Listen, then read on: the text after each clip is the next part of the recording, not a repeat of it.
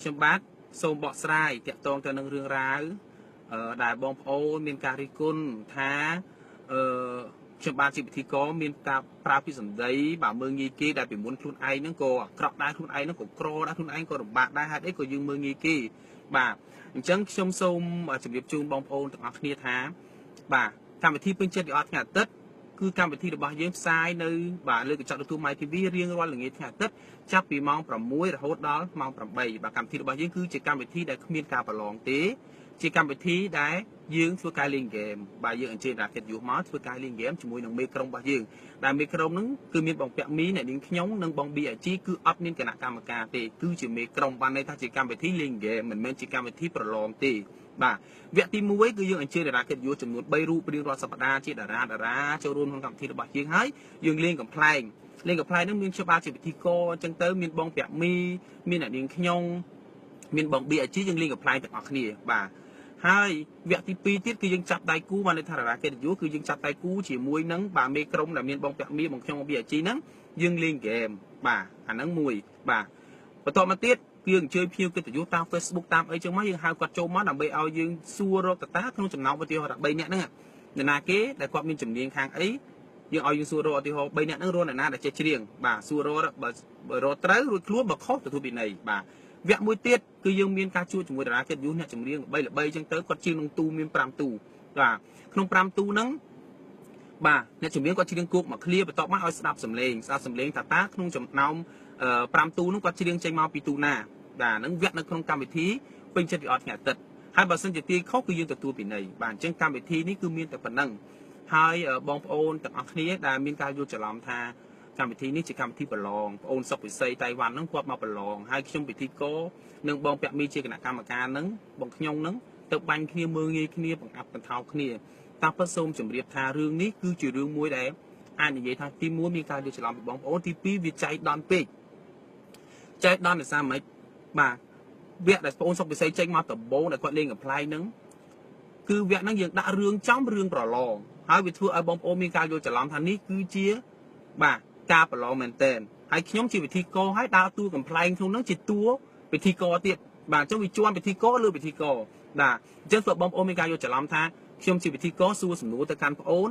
បាទមើងងាយប្អូនបាទសួរដល់ប៉ះពាល់ដល់ឪពុកម្ដាយរបស់ប្អូន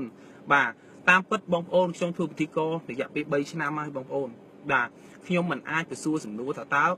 អូនឯងមានម្ដាយប្រមាណអ្នកឪពុកប្រមាណអ្នកអូនឯងមានម្ដាយចុងទេអូនឯងមានឪពុកចុងទេអូនឯងប្រាប់គាត់ទៅអូនបាទពាក្យនេះគឺបងប្អូនជាពាក្យក្នុងការលេងកំ pl ែងទេបងប្អូនបាទមិនមែនជាពាក្យដែលយើងសួរសំណួរជាធម្មតាជាពិធីករមែនតើយើងមិនអាចសួរសំណួរអញ្ចឹងបានទេបាទបើសិនជាយើងសួរសំណួរអញ្ចឹងនៅក្នុងបាទការធ្វើជាពិធីករនៅក្នុងកម្មវិធី live នៅក្នុងកម្មវិធីមែនតើក្រៅពីការលេងកំ pl ែងអានោះគឺខុសណាស់បងប្អូនខុសខ្ញុំទទួលស្គាល់តែខុសប៉ុន្តែបើសិនជាបងប្អូនគាត់ថាវាលើសខ្ញុំបាទក៏សូមទទួលយកដែរថាវាជាកំហុសឆ្គងមួយហើយខ្ញុំបាទក៏សូមការតម្រូវហើយក៏អរគុណបងប្អូនទាំងអស់គ្នាធម្មតាតែយើងសម្ដែងល្អបងប្អូនសរសើរតែយើងសម្ដែងមិនល្អបាទបងប្អូនគឺមិនពេញចិត្តទេបាទអញ្ចឹងខ្ញុំបាទសូមថាបើសិនជាក្រៅពីការលេងកំ pl ែងយើងមិនអាចទៅសួរសំណួរអញ្ចឹងបានទេបាទយើងសួរនេះគឺយើងសួរដើម្បីឲ្យមានការបាទផ្ដោះផ្ដងនេះទៅវិញទៅមកបានន័យថាសំណួរកំ pl ែងបានន័យថាជាសំណួរដែលលើសពីការពិតយើងដឹងថាម្ដាយមានតែមួយឪពុកមានតែមួយឯងមិនអាចមានម្ដាយ5ឪពុក5ទេអញ្ចឹងអ្វីដែលយើងសួរនេះគឺយើងសួរដើម្បីបាទឲ្យបងប្អូនទាំងអស់គ្នានៅក្នុងស្ទូឌីយោនោះ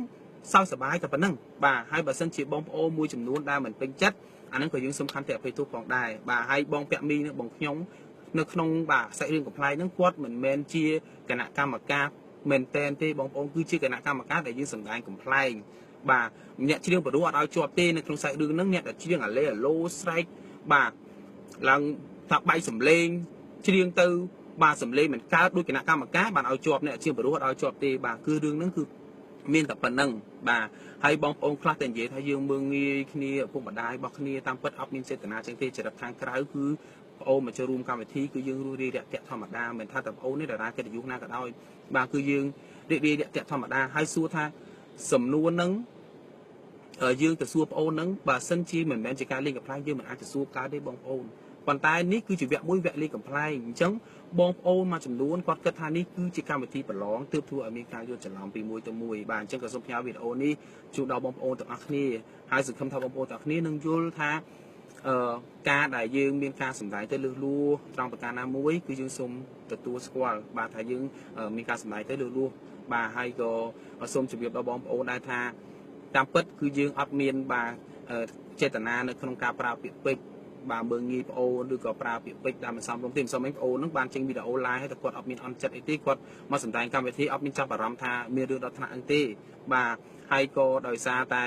បាទពេលដែលយើងចាក់ផ្សាយទៅធ្វើឲ្យបងប្អូនមានការបាទរិះគន់គិតថាមិនសមរម្យលើប្អូនបាទអញ្ចឹងក៏សូមខន្តីអភ័យទោសផងដែរប្រសិនបើការសម្ដែងនោះមានការលឺលួសខ្វះខាតត្រង់ណាក៏សូមអរគុណហើយមានបងប្អូនដែលមានសេកមកថានៅតែគ្រប់គ្រងហើយបាទជំរុញឲ្យខ្ញុំបានចេញវីដេអូប៉ុន្តែការពិភាក្សាគ្នាទៅដំបូងយើងគិតថាមិនចង់ចេញទាំងអស់គ្នាតែនៅពេលដែលព្រឹកមិញបងពាក់មីគាត់បានបង្ហោះវីដេអូមួយហើយ